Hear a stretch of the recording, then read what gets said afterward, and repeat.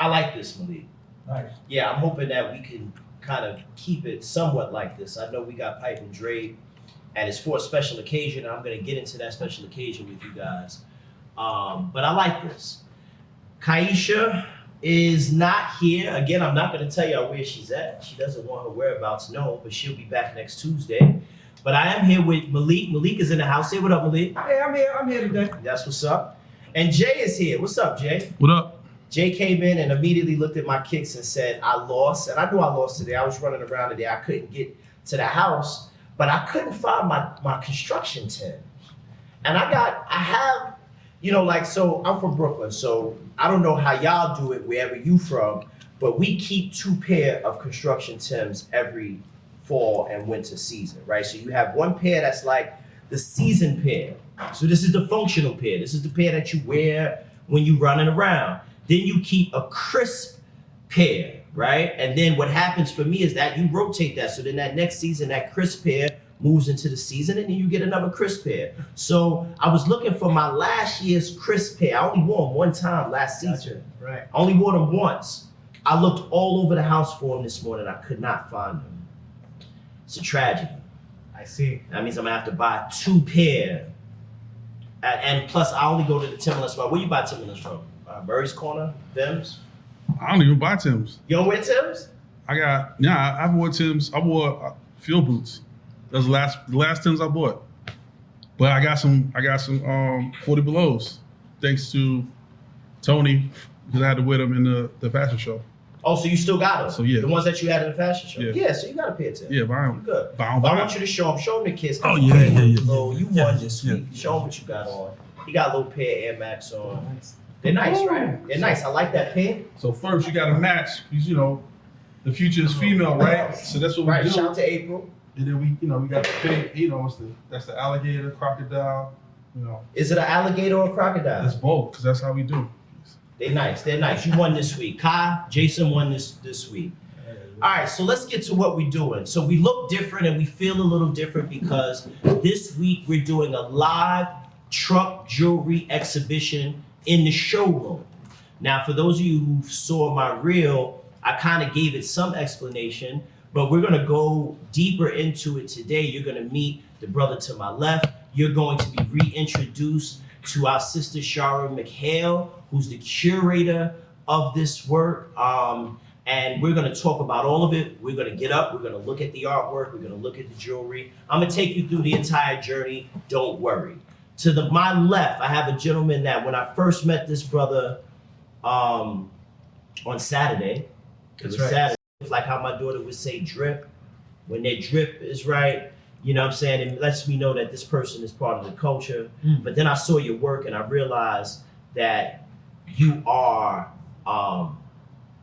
anchored in your vision and your expression of this hip hop culture. So without further ado, I want to introduce to some and I want to present to others my brother Bluster 1. Pleasure to meet you. And I apologize because when I saw you on Saturday, I wanted to tell you about this, so I kind of waited. You was talking to somebody. I kind of just ran up on you. Yeah, I know. We got. He said, "Yeah, I know." Nah, man, it's all love. It was all love. It was all love. I just had to get with you before I left here. Saturday was dope. Shout to Pete Rock. That's right. Spin Force did his thing. It was amazing. Shout to Jeff Red. He came by. Shout to everybody. For everybody that came on Saturday for our private reception of this work. And Ariana with the mixed strings. Ariana with the, what was that, Camus? That's the name of the cognac? Aria She had Camus. truck, Camu? Yeah. Camus, truck jewelry was one mix. The other one, Hoop earrings or something like that. Shara, what was that? What was the other Door one? knocker. Door The knocker. door knocker. Door knockers, right. Jewelry. There was Yeah. one that was nice and sweet and just kind of give you a hug. And then there was one that put you in a headlock. Right. That was a full Nelson. Yeah. I left here. I went to a Friendsgiving. I was nice when I got to Friendsgiving. God bless you. So yeah, shout to Ariana and Camu. That's how you pronounce it? Camu. Camu. And it's Aria. Aria. Okay, shout to Aria. All right, so let's get started, brother. Tell me about you. Where were you born? Where was I born? Yeah. Like we were speaking before. Yeah. I was born and raised in the Lower East Side. Mm-hmm. Masrick Towers, to be exact. Where's that? Those tall, 4 cream-looking buildings between Pitt, Houston. Oh, I know exactly what Delancey. you're talking about. Yes. I know what you're talking about. Yes, it's home. It's Mhm. home. It's home. That's where I was born and raised. Very diverse. Back in the day, it was Puerto Ricans, blacks, Chinese on this side of town, Mhm. and then when you went on the other side of town, it was just mixed, with everything else. It was us three different folks in that part of town. Right, Yeah. right. Yeah. So you had, rice and beans and Everything. Yeah, soul food, Chinese, Yeah, right? it was there. What? Tell me about your childhood. The childhood that I have, kind of like, I don't want to jump ahead, but most of my work comes directly from my youth, being born and raised in the Lower East Side, but also being exposed to like the different TV shows, especially, I don't want to plug them, but it's a show that is based on the alphabets and the numbers and You can say the name. certain, the Sesame Street program Yeah. shows up in my work and my love for the different letter forms and the monsters and the things that I draw. So that's my youth. What? Let me ask you something. What year were you born? 1970. Okay, At so Israel Hospital. so Sesame Street started in '69. I was born in '75. I'm a little younger than you, but I remember how important Sesame Street and Electric Company. Yeah, because they look like me. Right. Yeah, They of looked course. like us. They would teach us numbers through music. Exactly. Right, through Exactly. soul, jazz, they would have on celebrities Yep. that looked like us. Yep. But I didn't really realize until I was older that Sesame Street was geared to children For like you us, and I. yeah. It was for Yeah. us. Yeah. Exactly. Yeah. The whole like singing songs and learning Right. through song is basically what hip hop is about. Mhm. When you rhyme and rap, that's what it is. The way Right. and the way that we speak is all based on words and slang, and we have our own. The thing about all this is that it's so deep and still in here and in my physical Mhm. that I am the hip hop culture, just as you are, and that's just us. Right. We talk the way that we talk. We Right. we dress the way we dress. We do what we do in this. It's in the sphere of hip hop. And you bringing me right where I want to be. I want to talk about you personally as a child. When did fashion, how you dressed to go outside, change for you in terms of you using fashion as an outlet to express your personality? My first bond was seeing cats with shell toes. Shout out to Adidas. Shell toes were the thing. It's like, Mom, I would love those. She was like, they cost $44. We can't afford that. I was like, damn, all right, cool. So she got us what she could afford, and it wasn't the shell toes, but they were still the 3 stripes. So me being me, I used the fact that I didn't have what you have. I have this, and I use that to step up my game. Like, yo, I don't have those like you got, and that dude got, and that dude got. Nobody got these. So I just had to use that to boost up my self-esteem. Which in also that was a world. part of hip hop And because that it is was hip-hop. like you don't have these. Right. You don't have these weird Right. whack joints. Right. But I don't have those fresh joints that they all have. Right. So I use that that made me stand out Mhm. from the crowd, but it also made me shine because that's what hip hop is about. With regards to your expression of the culture, did you always do it through art, or was it a time where you were like breakdancing or beatboxing or rapping or And any of the other Yeah, pillars? I try to break, but it wasn't, in me to break, but I couldn't dance. Mhm. I tried to rhyme, but I couldn't talk. Mhm. But my thing would be the art thing because they asked me to can you draw this? Can you draw that? Can you draw my name? So it was this pull to do art. Sorry, I was involved in arts, Mhm. and it just was pulling yo, this is gonna be your stake in this hip hop culture not even knowing that was gonna be the thing I did. They wanted me to draw the Skelly Court. And So you were that guy? Yo, make it straight, and I would make it Yes. straight. Okay, you were that guy. Yo, I got that's so straight. you. Yeah, I got you. you know. Right. Where'd you go to high school? I I went to the High School of Art and Design, Oh, you went to art? where a lot of brothers, I had to go to that school. I had to go to that school because Pink went there, Days went there, Doze went there, Hayes went there, Midge went, like every writer in my head who was like fly, was fresh, they went there. So you was tagging? I was involved in doing the little things, yeah. Mm-hmm. Yeah. So I had to be in that school. Tell me about that world. Which world? Tagging. I first got involved in the graffiti movement by going to church. So Not going to church. Okay. yeah, well, I like so this my story. cousin, who was from the Smith Projects, we used to hang out, you know, in church, in the back, and he would take out his pilot and would tag the hymn books. He would just take tags and and that's the way it kind of began. Later on, my dad, just being who he was like, you know, I can draw your name in a bubble style. He had no idea what this was about. Why he even said that to me, I don't know. So but he like, wasn't even really aware about graffiti at the time. No, he just was about the arts and like, because like he can draw and my mother can draw, but they just were like, just, I don't want to draw, you know? So he kind of did that and I was like, holy shit, that's cool. So I took that and when I was doing it in church, walking around in the Lower East Side, I would see tags by 7-4, So, and CC Rock and LA Rock and all these other dudes. And I just sort of was like, yo, that's dope. And OE as well. I was like, yo, like I get what that stuff kind of looks like. I don't know what it means yet, but it just seemed like something that I should be part of, and everyone that's involved with this kind of music, it just sort of like seems like it makes sense. And so each day I was involved with it, I just felt deeper and deeper and deeper in that world. And so like learning how to make Mop made like pens and markers and like messing around with spray caps and like just being involved in it somehow, some way made me feel that I was completely like not down with like with a normal kid. I was doing something else, not knowing exactly what it was. Right.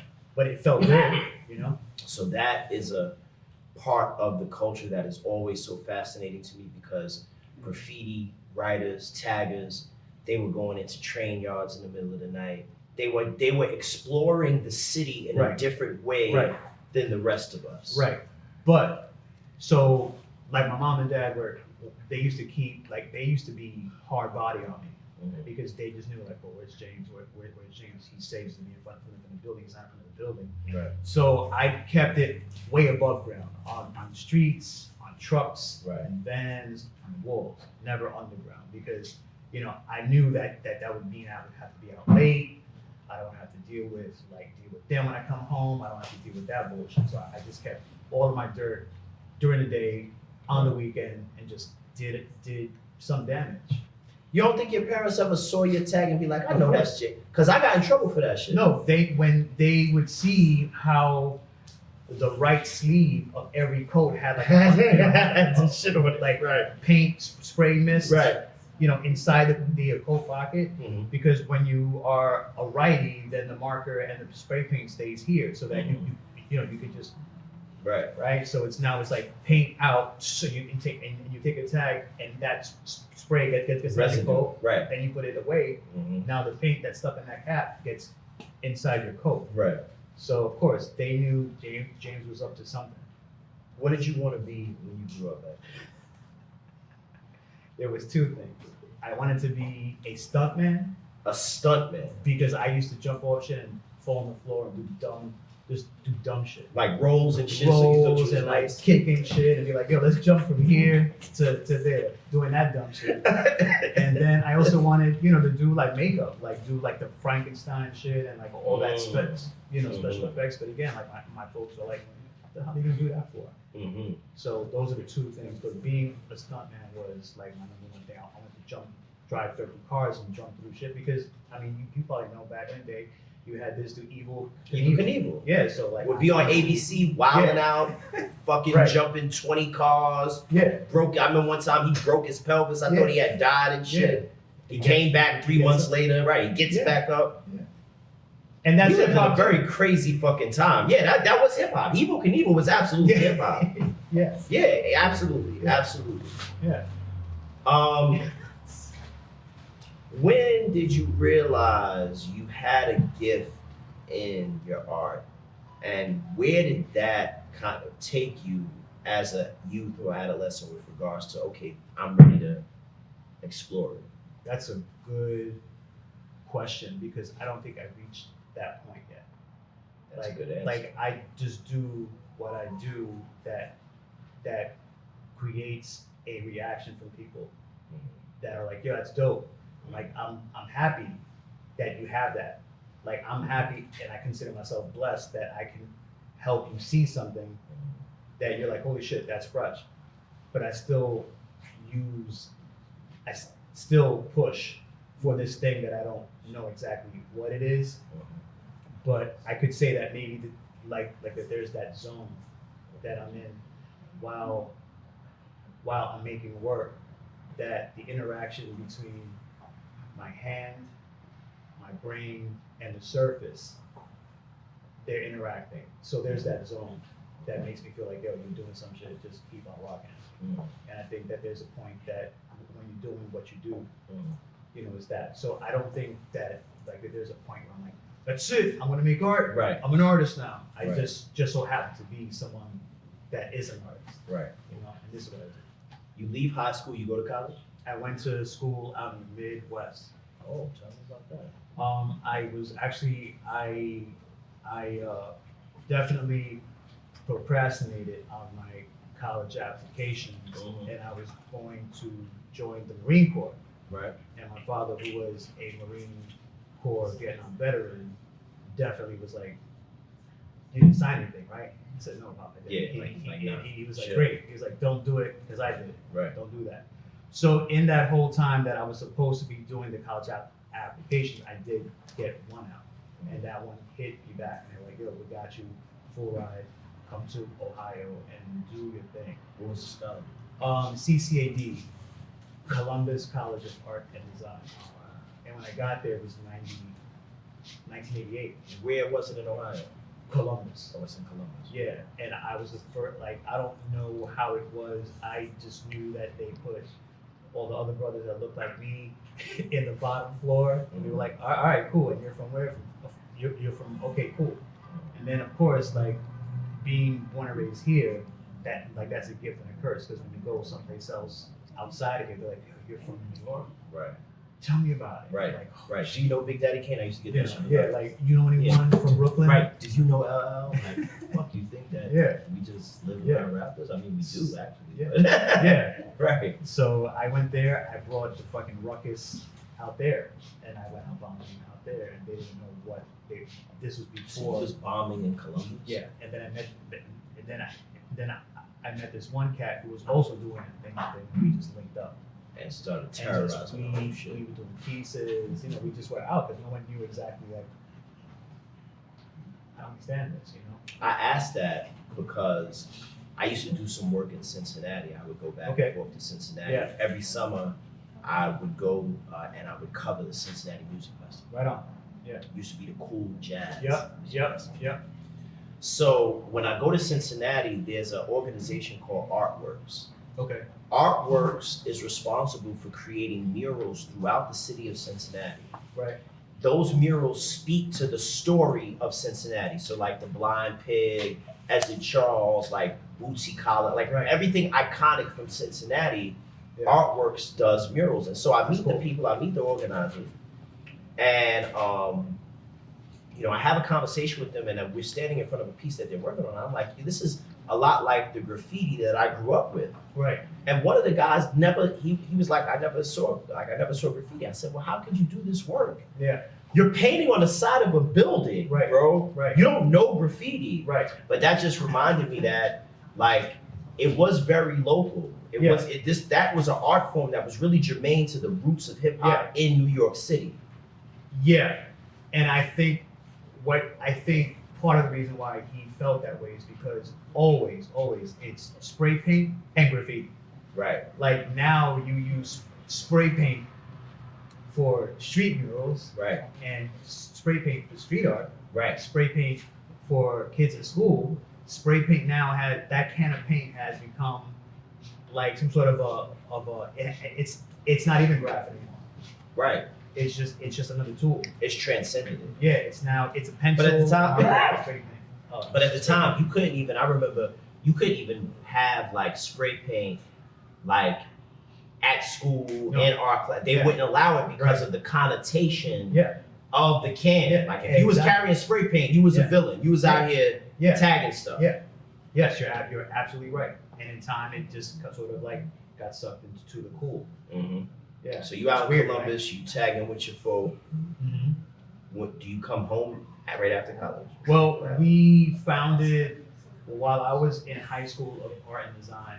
I co-founded a streetwear brand called PNB Nation. Oh, there it is. Yeah. Right. So Shara, what's up, Shara? There it is. Yeah.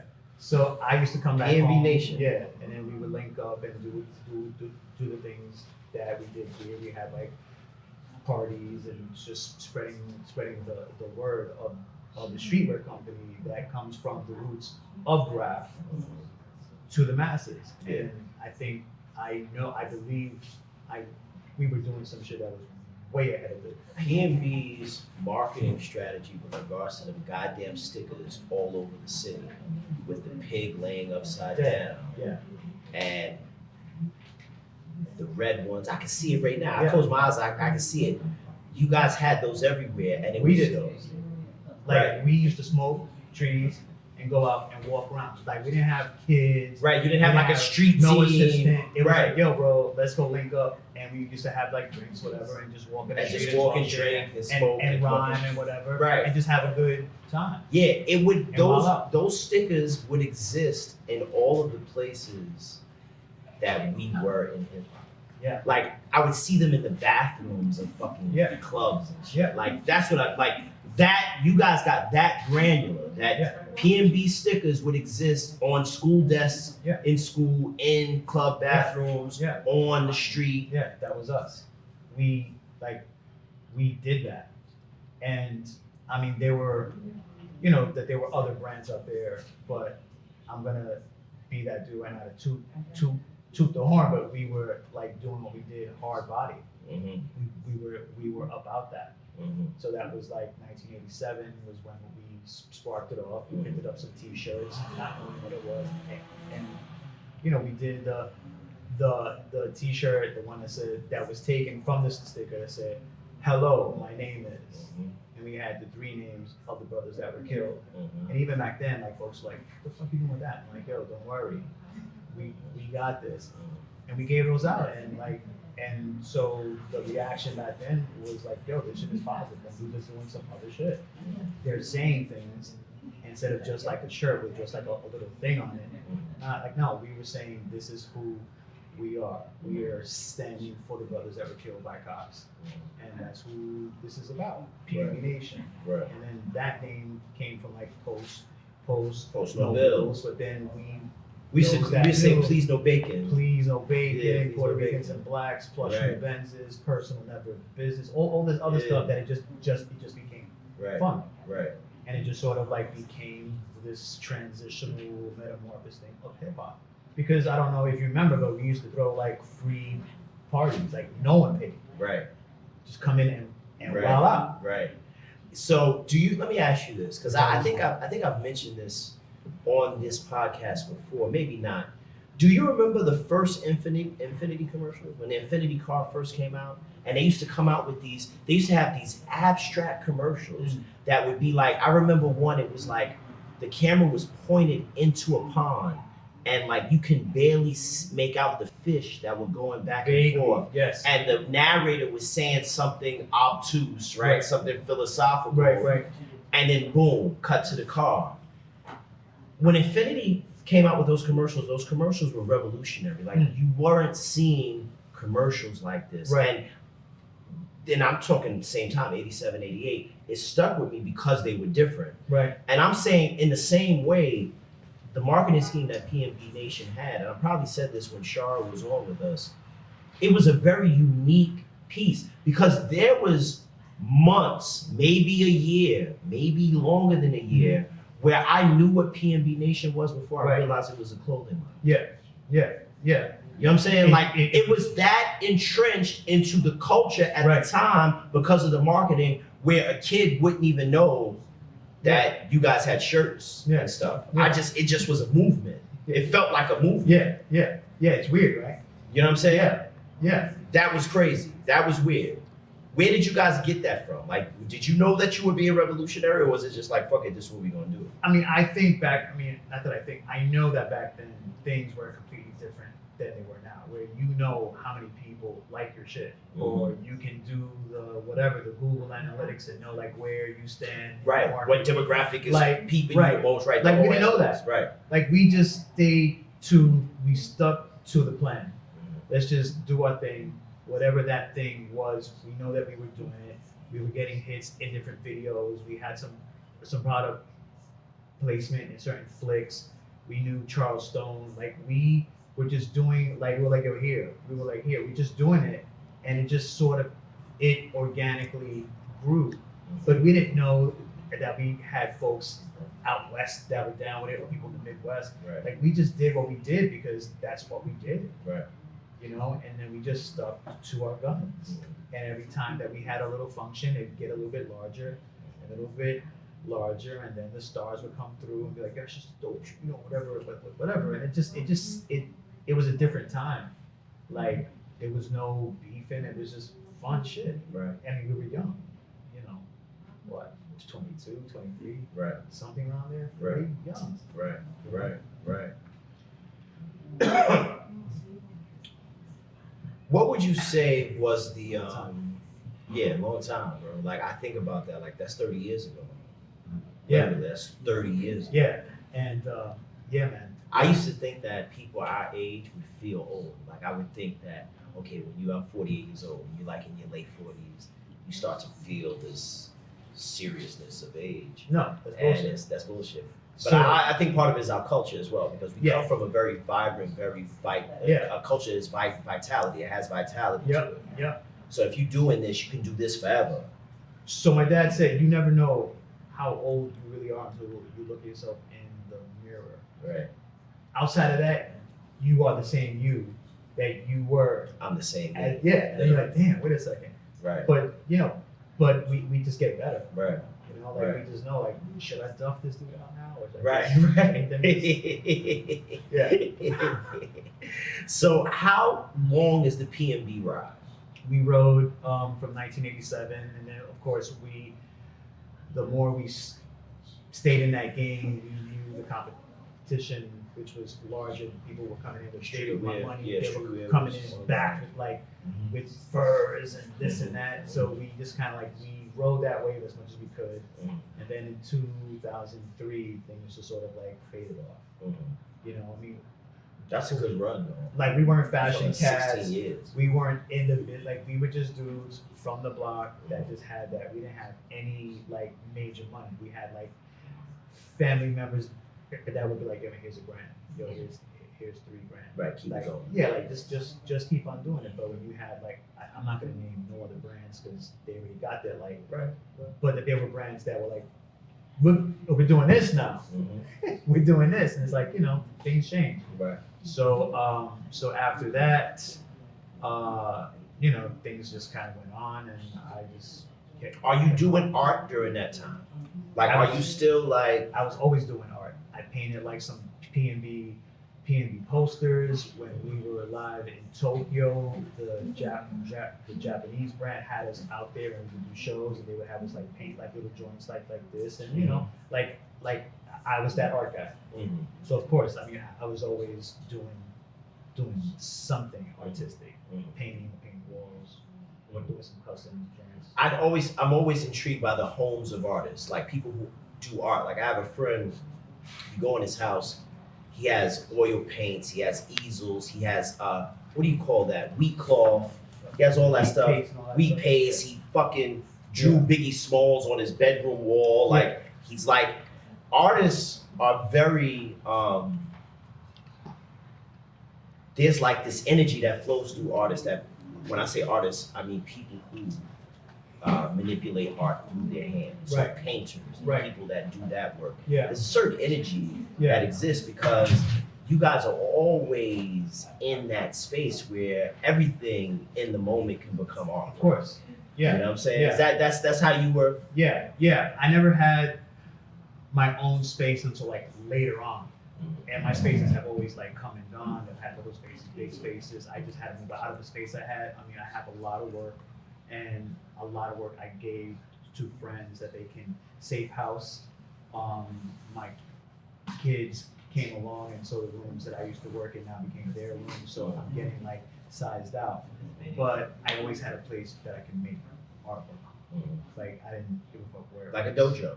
Yeah, it would be. I mean, when we started PNB Nation, we would hand print tees in the hallway, in the stairwell, In the or stairwell. in the stairwell, That's fucking or up crazy. on the roof. Like we can make it happen. Right. And then we got bigger and better and faster. Right. You know, Right. You have kids. How many kids you have? I have twins. You have They twins. are 20 years old. Right. I have a stepson who's 21, Mhm. and I have a 2-year-old. Bring that beef back. You like me. Bring that beef Yeah, you back. like me. I got a 28-year-old. Yeah. That's right. Clap that up for the OG still shooting their shot. I Yeah. got a 28-year-old, and then I got an 8-year-old and a 5-year-old. Yeah, so yeah. Yeah. Yeah, I was rolling the dice though. I'm done rolling the dice though. I'm Yeah. done shooting clubs up. But Yeah. how does having a 2-year-old kind of feel for someone who's already raised children? It's not what it was back in 2003. I mean, even the internet was out there, but now like everybody has their opinions, and there's different clubs to be part of, and parent groups, and don't do this, do that. I just like, look, man, Yeah. It's a lot. You're bro. cute, but like, stop. Like, you're not gonna do. Yeah, it's that. a lot. I'm glad. So you and I can have this conversation Yeah. because so my kids, my daughter's in 3rd grade, my son is in kindergarten, and it's just too much at this point. Like I get PTA emails and texts. We're in a text group. Yeah. I'm in a father's text group. Yeah. Then Yeah, I'm in a parents text group. Right? Then it's the teacher has direct access to me. I'm on fucking Class Dojo, so I get everything that my kids are doing. Yeah. I get it Yeah. on my phone. It's a lot. Yeah. I was able to get away with a lot more shit when Yeah. I was a kid because my parents didn't have that access to me. Yeah. Like the teachers are sending me pictures of my kids every day. They're at music class. They're at swimming. Like it's a lot. Yeah. I hear you. I just think about when they would say, like, James, you have to take this test home and have your mom and dad sign it. And I'd be like, all right, and I just here sign it. Like, yeah, like we used to get away with a lot. Right. Turning F's to A's. Yeah, All just, that. All that. So tell me about how we wound up here. You have a bunch of dope, and we're gonna go over in a second, guys. I'm gonna show you this work.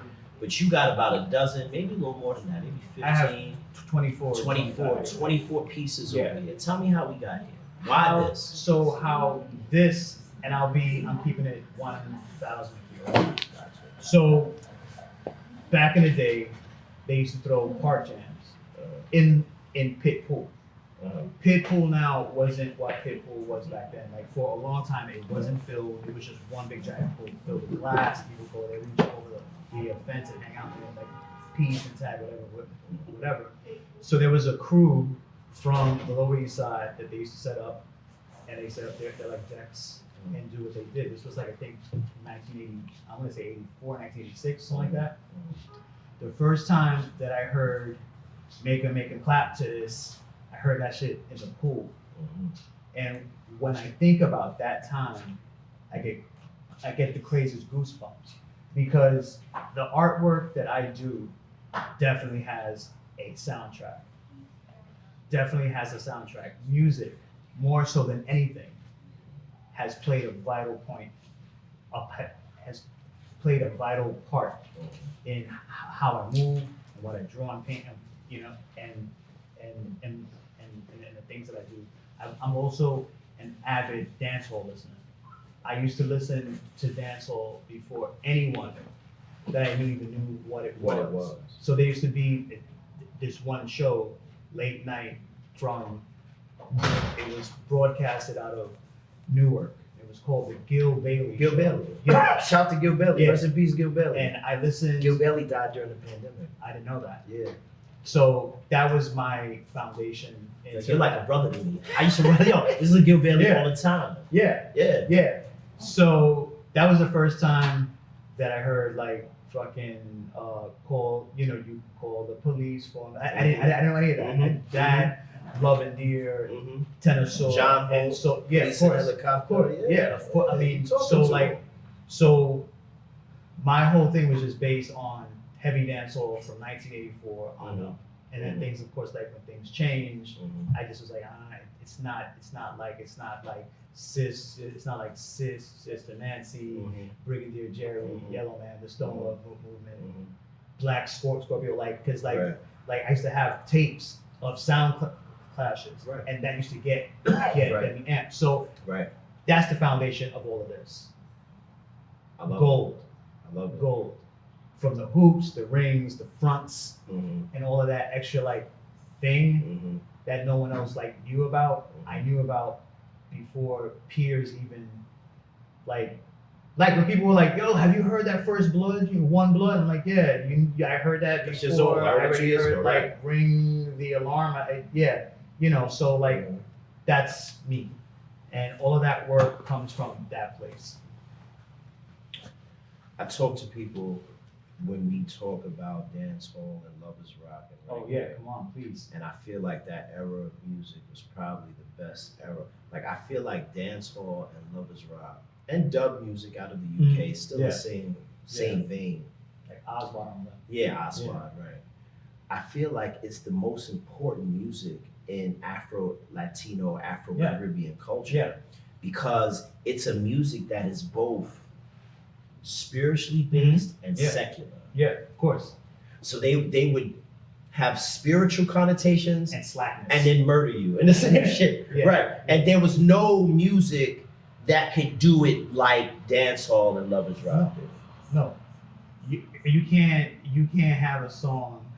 You can't play songs from the '90s nowadays without catching a charge. Absolutely not. Shadow was hard on it. Yeah. I mean, Buju, I'm not even you gonna can't play sing the Buju song. first No. album right now. Yeah, because it would be You get canceled. Yeah, You you'd get be like, you get out of here. Right. So just real quick. Mhm. So my brother, so we used to have a show Mhm. on, oh my God, not on 89.9. Anyway, I forgot what it was, Jesus. Anyway, so we had a show and I played Shabba Ranks' Wicked in Bed. Mhm. And some dude had called, yeah. And we Wicked, don't love Tony, we yeah. don't love Fred, and all that. Right. And so somebody called in and was like, I don't know if you know what they're saying. I was like, no, I know exactly what they're Exactly saying. what they're but saying. I love the song. The song is dope. And we had a whole thing, and the manager of the place was like, so that was my first, like, yo, you can't play that. Mhm. But yeah, so 1980s dancehall is definitely deep. Top of the top. Yeah. Top of the top. So that's the inspiration for this. That's part of it. And Rakim, Allah, the mathematics, all that. It's here. When did you start this work? I started this specific group of work started 2 weeks ago, but I've been painting bamboo hoops for some time. So you did all of this within 2 weeks? Yes, Damn. because when it's time to get busy, it's time to get busy. We want to do like chill, like Right. no, I have to work. Right. And when the heat is on, this is what you know how they like the diamonds are made, right? Right. Through pressure. Yeah. Yeah. Winners thrive in pressure. Yeah. Give me the ball. Let's Right. do it. Yeah. Right. So yeah, the hoops, and you touch on, and like again, I'm gonna show you guys it. We're gonna go over it in a second. Indeed. But you touch on, I don't want to say different generations, but different aesthetics So of hip hop. That's Like you got the guard body piece, right, you got the 4-finger ring, right, you got the bamboo earrings, but then you also got the cross. and the platinum Right. guy on top. Right. Tell me about that. Tell me about the transcending of it. It was important. It was important to document how the styles changed and they shifted from the early days. So we take you through a trip in time from like basically what you just said, that we go from the beginnings, from the fronts, all the way up there to the platinum piece. So we take you through a trip in time of how each one was at during that time. Right. I'm going to talk to my sister Shara in a minute, but I want to know kind of how did this come about? Why did this come about? What was the goal? What was the mission of this thing, this exhibition, this marrying the jewelry with the art?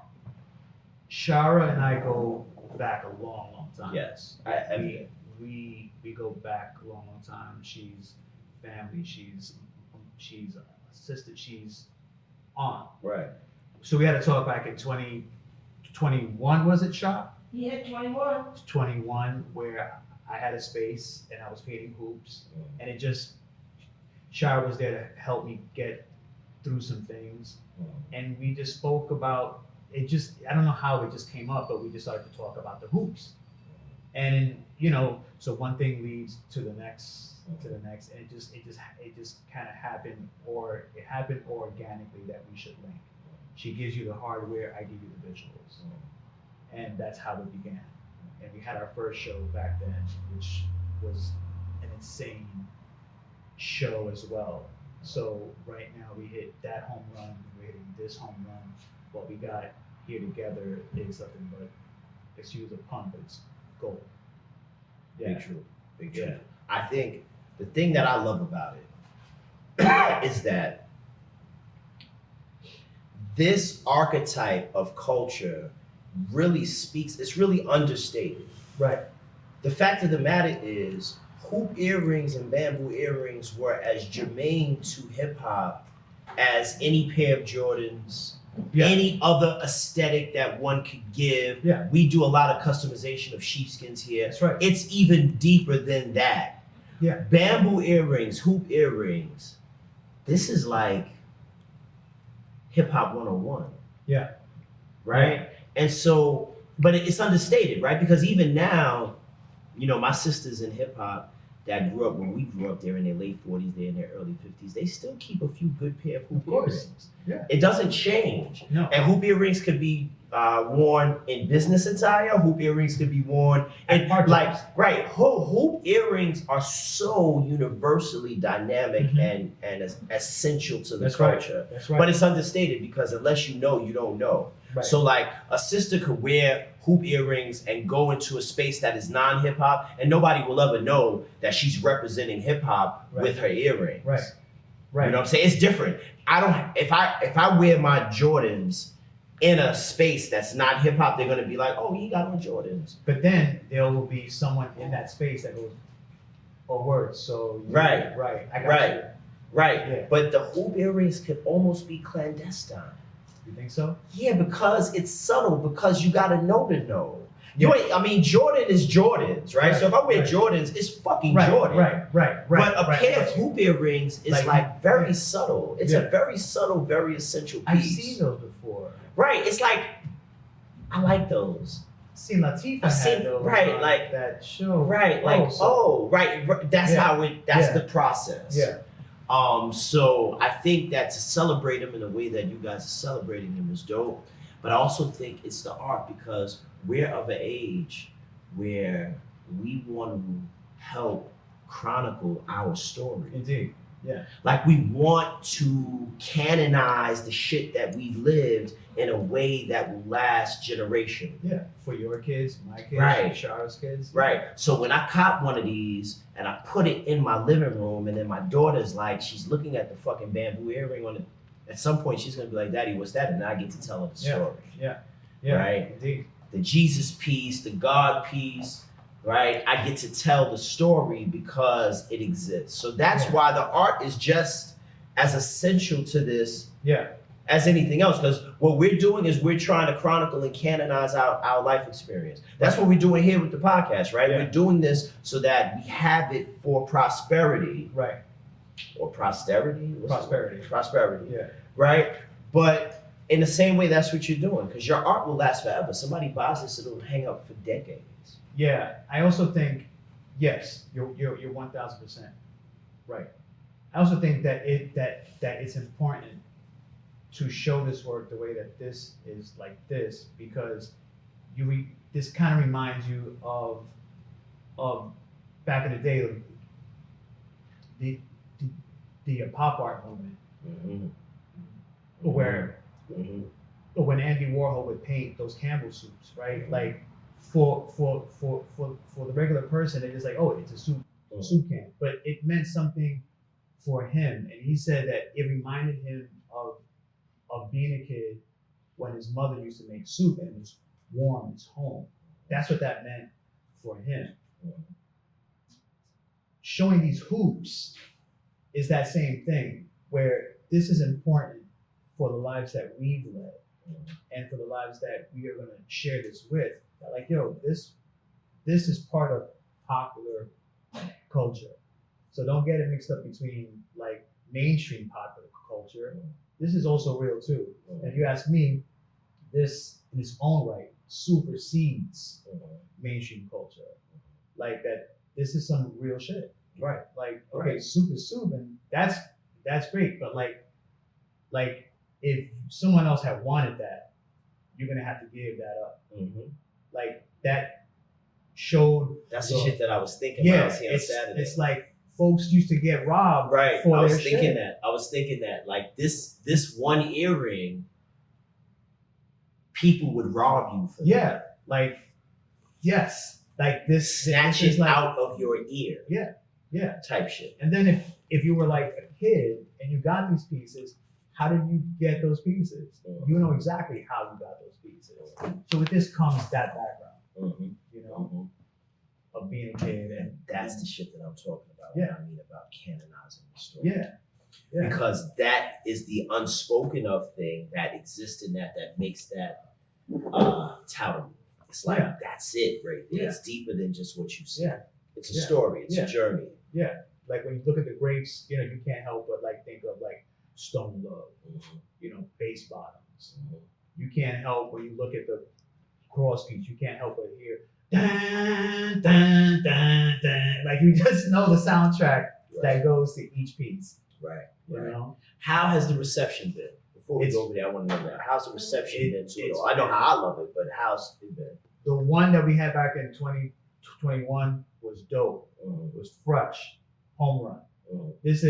It's been that times 10. Like we've gotten a lot of positive feedback and reposts and things of that nature.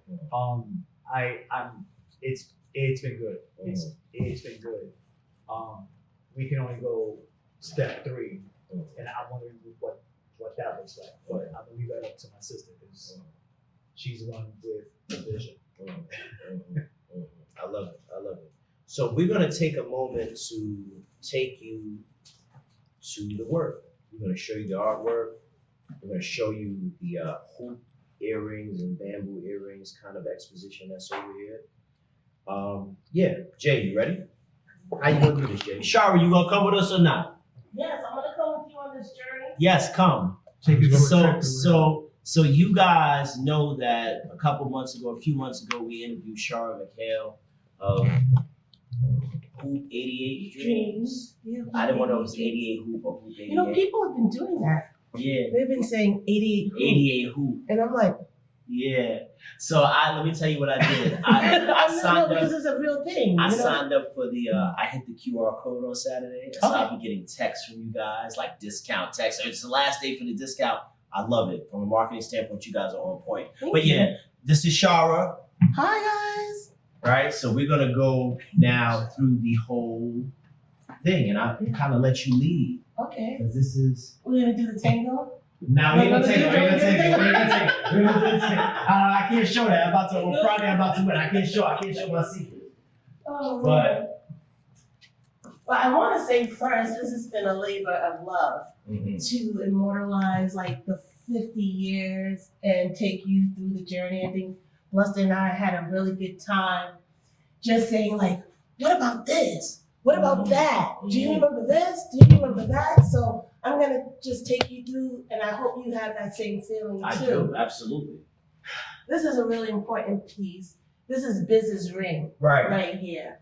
And we named it the Biz. Actually, I need my glasses because this font is real small. It's circa 1988, right there. But this is Biz's ring right here. And he was known for this ring. And then right down here, we were like, this is Tupac's revolver. Right. And we titled this Thug Life. And this is iconic. Yeah, he's known for this piece, right? And this is 92. This is the figure 8. This was the hoop in the 80s. And we kind of played with the name and call it Twist Up. Circa 1991. Yeah. I was a junior in high school. That's real talk. Yeah. That's the time. And it's funny because a lot of these styles range in the 80s to the 90s. They kind of come over into the next decade. Right. Yeah. They were. In terms of the golden era. The era. Absolutely. Yeah. How much did a pair of these used to cost back in 91? Well, you know what? That's a good question. And someone asked me when I did the talk with Raekwon, I should have asked him how much was his original tarantula piece. Right. You know? But I will say this: that gold was less expensive during that time. Right. I don't really remember because when I was doing the research to see if I can get artifacts, everybody was like, "Nah, I don't got that. We melted that." You know what I mean? And that's a testament to what was happening then when we were in the 80s, that period where there was the crack epidemic. And it was the first time that people of color was able to make a lot of money in a very short period of time. And so when that stopped, okay, and a lot of the drug dealers were going to jail or so on and so forth, you know, they were holding on to this gold and the money wasn't the same during that time. And I noticed that a lot of people were pawning their jewelry and or selling it or melting it down. But the other thing is the price of gold jumped crazy. Right now it's $2,000 an ounce. An ounce. So if you had this is more than an ounce. Right, this is right. So you had a couple $1,000s. So people started making business decisions based on what they had in their jewelry box. Yeah. To pay the bills. Right, which makes perfect sense. Or not, or whatever. It makes perfect sense. Right. It makes perfect sense. So what we decided to do is because 88 is my favorite year. This is one of my favorite hoops. We were like, we'll make, and then the 8s are in Hoop 88 Dreams. We were like, okay, we'll stay on brand and we'll do 8 of these joints. You know, so you'll see this repeat 2 pairs, 2 pairs, 2 pairs in this collection. Fronts were really important, right? So we decided to paint ODB's fronts because he had fangs. And we titled this Fang, and this is circa 1999. Of course, we have the tarantula piece, Raekwon's tarantula piece. Did Ray say he still has that? He does. Yeah. And he has it iced out. He's shined out now. Okay. So, you know, that's interesting, right? The conversation of when you start, the first piece you get, and as you rise, what changes? Now we have gemstones. Yeah, so, that tarantula is iconic. It's definitely iconic. And I learned that, you know, I asked him what was the significance of this piece. And he was like, well, Power had this first. Okay, so I didn't know that. And then he was like, the tarantula moves slow and figures out where they want to go. And they just assess before they move. And I was like, ooh, I didn't know that. So that was a great conversation. When we go over to the classic door knocker, but you know, people would call this a door knocker, they would call this a trapezoid, but the girls that wanted to try to really, really flip it, they would call them Vikes, the Vikings. A little head nod to Scandinavia, you know? And so we titled this Viking Track. These were the shit. Yeah. The shorty that had these. You know, she was moving around, or she was affiliated, right? So a lot of the jewelry, and I talk about the memory, cognitive memory that we have, right? In terms of buying jewelry and what it means in terms of your status in the community or in the culture, you know? And I when I was growing up, I never had that much money and I wasn't. Well, I couldn't bring jewelry in my house. My pops would flip on me if I bought a fronts or anything, rings, anything. My mom used to take my hoops, Right. Because she was just like, "What are you doing?" Right. And she didn't like the style because in her culture that was way too much. You're too flamboyant. Right. The second thing is that she was nervous for me. And I didn't realize that until a recent conversation. I just thought, she was hating on me and she didn't want me to look a certain way and she didn't understand that aesthetic. But in fact, she knew that I was hanging out and she was like, we want to have your earlobes intact. Right, because you would see young girls 14, 15, with their shit split because somebody grabbed their shit. Exactly. Yeah. And so, but I was like a really smart kid. I knew when to tuck it. And I still know when to tuck it. You know what I mean? I think that's something that's very that's very hip hop, right? You just be like, you'd be like, I don't know where I'm at. I'm gonna put my stuff away. Right. And yeah. So we named this Viking Trap. So that's circa 1980s. This is a little bit more current. This is the inspiration was Pharrell. He, has a lot of gemstones on his Gucci link. We stayed in the gold. And he had this piece 2004. More twist ups. Yeah. We always the universal flag here. The gods and the earth. They really had a big impact on the culture. Absolutely. And in terms of identity and understanding knowledge of self, all of those things. My mom, I was, going to Fort Greene Park. Like I was like, she was like, what is going on? Yeah.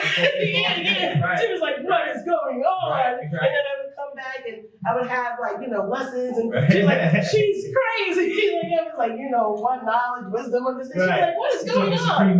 Yeah, she was like, yeah, right. And so that is really a big memory for me. And, it provided some identity. Absolutely. But in terms of spirituality and kind of centering yourself and your relationship to man, woman, child, the earth, the universe, there was no better conduit for that explanation than the NGE, the Nation of Gods and Earth. If you were in hip hop and you was a teenager, you was running around, there's no way that you could have existed in this culture without coming across the God. That's right. That's right. And having the protection. Right. Okay? Because they would be like, oh, she's a beautiful reflection of us. Right. That's the earth. Right. You take care of her. Right. And I think that was really important. This is Shantae's hoop, and she doubled it up, this bike. And it's a classic image of her with her head back, and she has the Shantae clip, and you can see the double hoop there. And I think she put both of those joints in one hole, and the girls were doing that as well. So we call this title, I like it, Not Twice. Not Twice. Yeah. So look, I wanted to mention this earlier because I see it, but I love, Bluster, how you have the gold kind of bleeding out of the actual, drips. Because the fact of the matter is this thing kind of even transcended the wearer. And it was like part of everything. So it did bleed out from the actual piece into the realm. I love that. That's dope. Oh wow, you broke that down. Yeah, that's real. You're Gemini. I'm a Gemini, no Gemini work, you know what I'm saying? It's a wild in the Gemini work. You know what I'm saying? So, I mean, you can't talk about jewelry without talking about a Jesus piece. You know what I mean? Everyone from Ghost to Biggie. We titled this Jesus Peace, Peace. And that's just a really great image. I mean, everyone. This was it in the mid-90s. If you was moving, you had a Jesus piece. Yeah. That was it. Yeah, that was it. Yeah. And then depending on where you're at on the food chain, his the thorns, right? The hair, that wreath would be iced out. Right. Yeah. And the whole shit was iced out. Ghostface, Killer, his jewelry game is crazy. Yeah. And we couldn't even figure out which one to do. I'm the eagle. The eagle bracelet. Bluster was looking at that. I was looking at it, and I was like, it had to be done right. Right. It had to be done right, and I felt like, no, I'm not gonna even start that. Right. Because that would That's take you to a different space. yeah, Right. you know. Right. But I think with the ghost like that, the 4-finger ring Yeah. is as equal in power.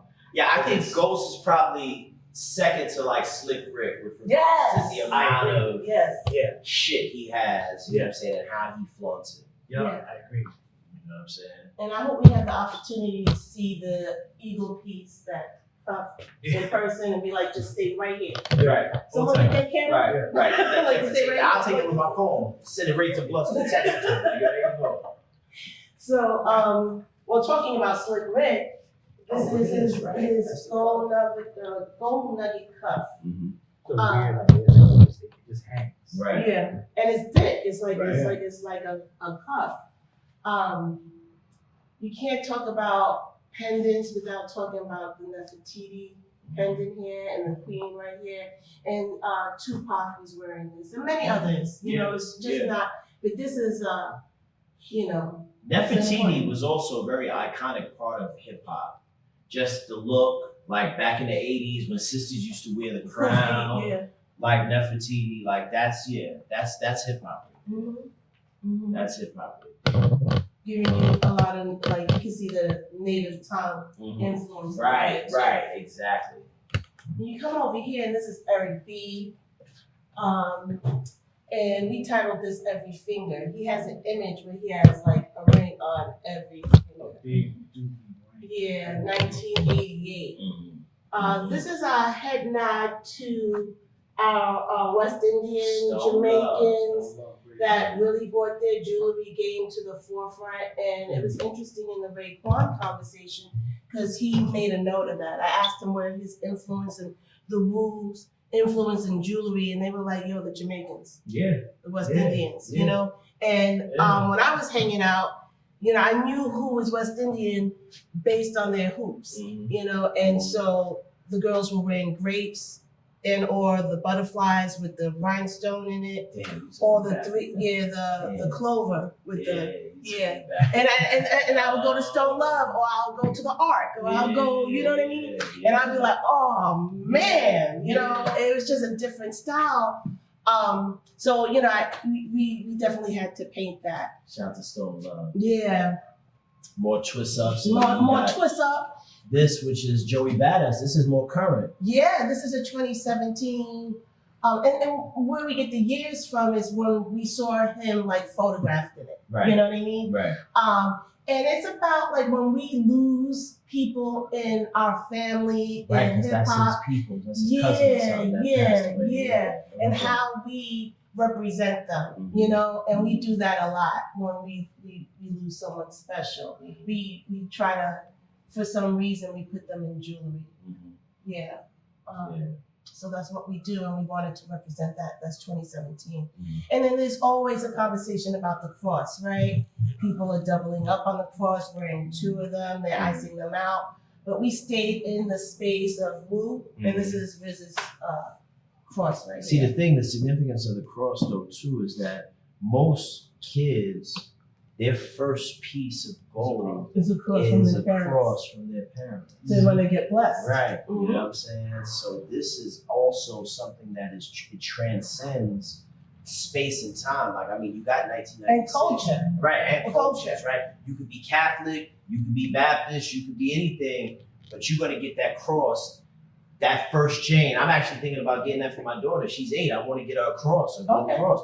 That's like the first piece of gold jewelry you get because it's a blessing. It's just something behind it. So yeah, that's iconic. These pieces, everything that you've done here kind of encapsulates the culture.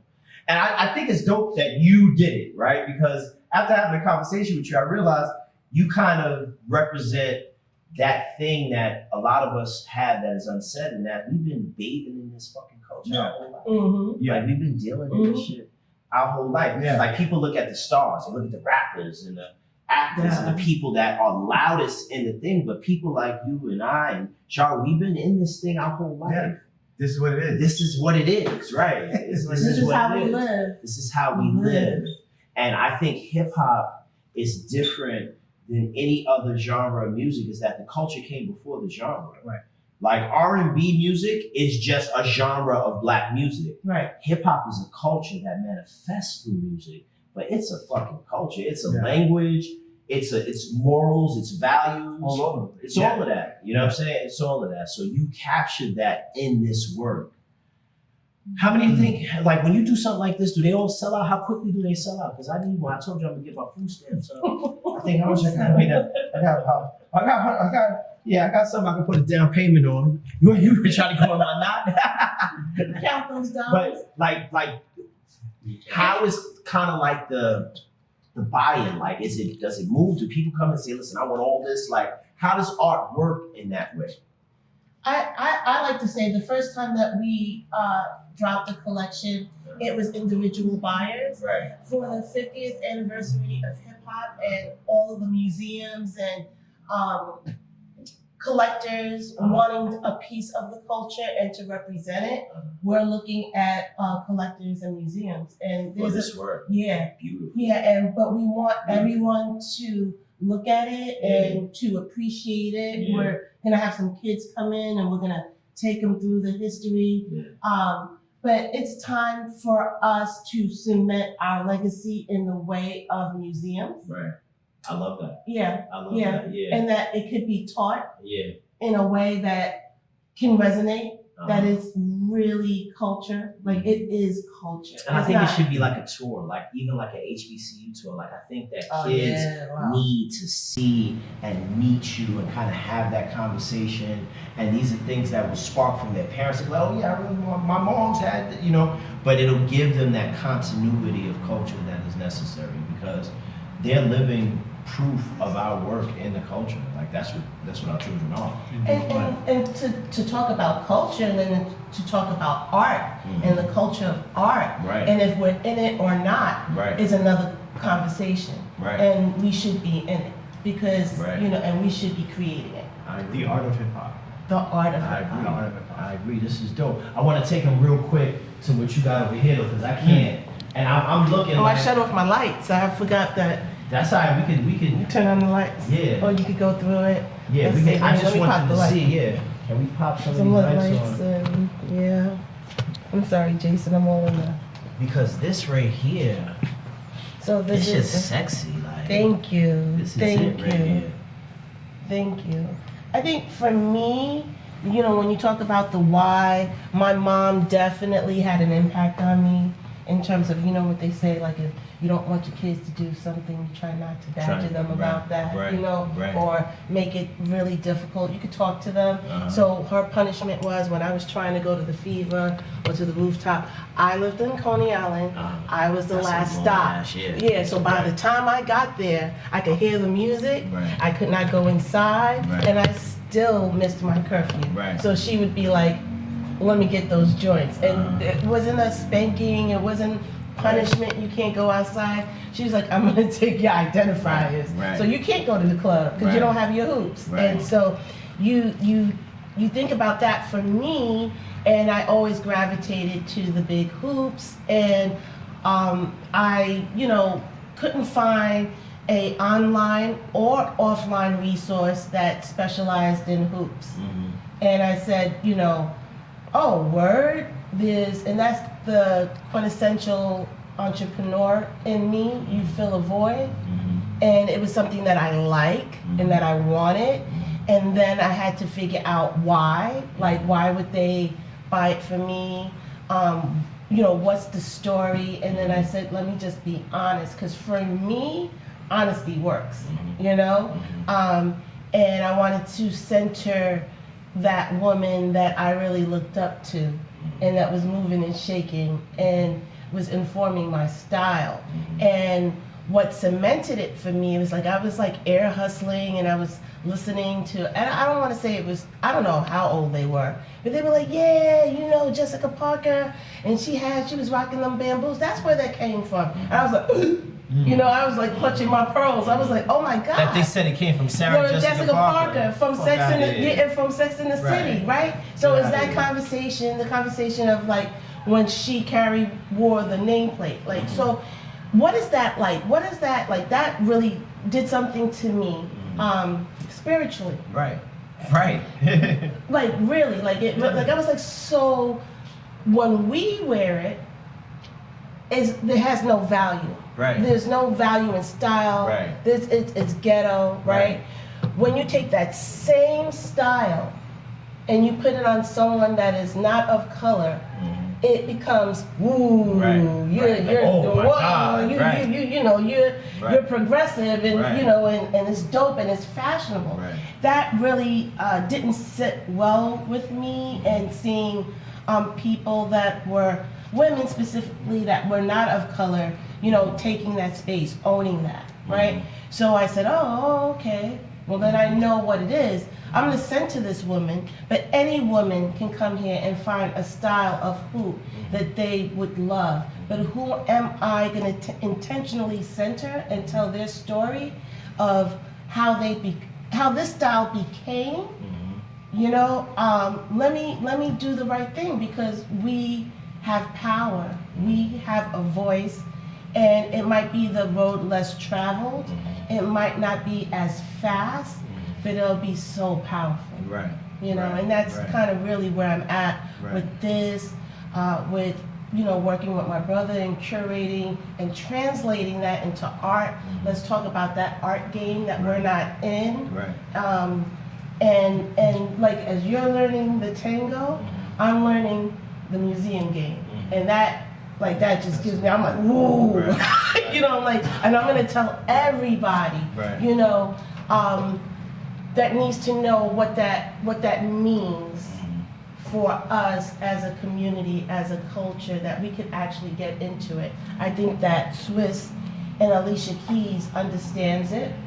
I think now that I've learned it, I'm like, oh, that's what they're doing. Right. You know what I mean? And that's dope. Right. It's just sharing it with amongst the people that could actually execute that. I think also you're proving out the power of ownership. Because the fact of the matter is, when we were kids, our daughters, our sisters would be getting these hoop earrings from people that don't look like us. Then here goes another conversation. And we created an impact through our culture where we allowed others to get rich off the fact that we were buying these things. And so for you to elevate this game and to say, well, hold up, let's bring it back to the source. And I know that's how you think, because we had a conversation about X, Y, and Z, and you was like, nah, hell no, right? Because you want to make, right? You know what I'm talking about? Yeah, but like, it's very important that we maintain ownership of our culture. And sometimes that means putting your money where your mouth is. That's right. And fucking doing it yourself. That's right. And that's what you've done here. And it translates into this. It's all of it. Right. It's all of it. And so I love it. I think it's amazing. Thank I you. want to buy these for my daughter. I think these are the ones I've been thinking. So ever since How I old came, is your daughter? she's 8 years old. Oh, okay. And I'm gonna get her first pair of hoop earrings for Christmas this year. Oh, Ever nice. since I was here on Saturday, I thought about that. I was like, I want to get her a pair, but it was like, I don't want to get her something small. Like, I really want. I have the perfect size for her. I have the Good. This is it right here. Let me see. This is. Oh right yeah. This is that style. Yeah. But a little bit smaller. Yes. you Yes. know? Yep. And if you see it in the light, Yep. it has these. Yeah, I want to get. Oh, you jacking my Jason stuff is up, jacking Jim. everything up. This is all day Brooklyn here, right Yeah, here. I want to get her on her B-girl Yeah. style Yeah. right now. Yeah, I think this is it. Yep. This Those is are the it. ones. Those are the ones. I also want to show people what this says, because I love this. Ah, thank The you. fly girl in me honors the fly girl in you. That's so fucking dope. I love Thank it. you. I love Thank it. you. I love it. I mean, this is what it's about, and that's what we are about here at Hip Hop Closet, is moving into a space where we own culture, where we own it. We're the purveyors of it. We take the risks, and we, streamline it into the community in the right way. So I really want all these pairs of earrings to sell. I want to be able to see your artwork at a museum, go there, drink some wine, talk some shit in front of your work. I want to see us win. I want to see us win. So look, that's it. What time is it? What time is it, Jay? 8:15. Oh yeah, we're done. We're done. So look, we'll be back next Tuesday. We'll be more conventional. I appreciate Shara. Thank you, Shara, so much for curating this. Thank you, Bluster, for doing everything that you've done. Shout out to PNB Nation. This is like the maturation of PNB Nation, which is crazy. That's true. Right? We love y'all. Thank you for tuning in with us every week. We will see you next Tuesday. I'm about to pour up the rest of that wine. Y'all be safe, all right?